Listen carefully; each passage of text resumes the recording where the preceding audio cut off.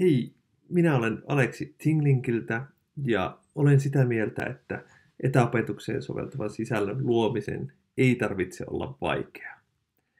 Seuraavissa muutamissa lyhyissä ohjevideoissa näytän, miten voit hyödyntää helposti jo olemassa olevaa sisältöä interaktiivisten ohjeiden luomiseen.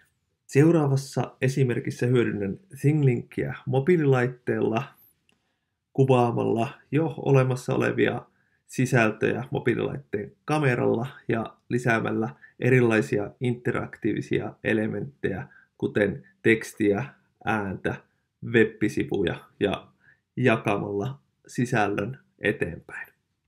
Linkin käyttö mobiililaitteella on helppoa. Klikkaa Create, käytä omaa kameraa, kuvaa haluamasi sisältö. Tässä esimerkiksi matematiikan kertolaskuja, joista haluaisin ohjeistaa oppilaita. Lisää tagi ja ensimmäisenä taginä käytän omaa ääntäni. Tämä toimii helposti kännykällä, tabletilla, tietokoneella ja lopussa päästä kuulemaan, mitä tässä esimerkissä nauhoitan.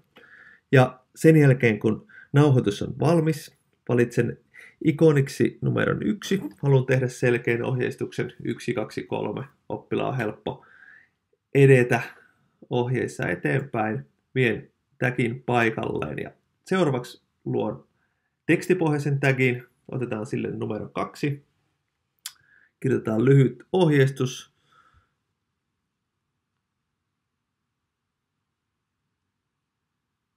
Ja kun teksti on valmis, viedään tagi taas paikoilleen, jonka jälkeen luodaan viimeinen tagi. Tähän upotetaan kertolaskujen kertausta käsittelevä web-sivu. Ja otetaan tälle numero 3 ja viedään tämä paikoilleen. Nyt kun ensimmäinen kokeilu on valmis, klikataan Done, jonka jälkeen rattaan kuvasta voidaan nimetä kuva uudestaan ja valitaan yksityisyysasetuksesta Unlisted, jonka jälkeen pelkän linkin avulla saa ilman kirjautumista Thinglink-tuotoksen auki. Share-painikkeen alta Share-linkistä kopioidaan linkki ja jaetaan tämä oppilaille käytetyn oppiympäristön kautta. Valmistuotos näyttää täältä. Yksinkertainen, mutta toimiva. 4 kertaa 8 on 32. Voit päästä tähän samaan lukuun myös monella muullakin tapaa.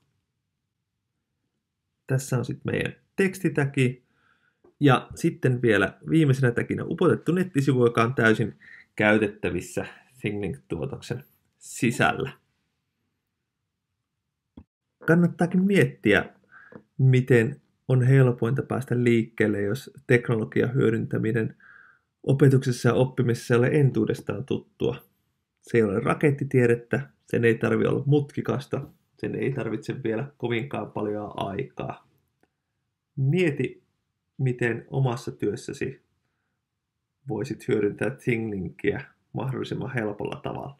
Tässä videossa mennään taas pieni askel eteenpäin Thinglinkin hyödyntämisessä sisällön tuottamisessa ja käydään muutama uusi ominaisuus ja idea läpi. Kiitos ja ensi kertaan.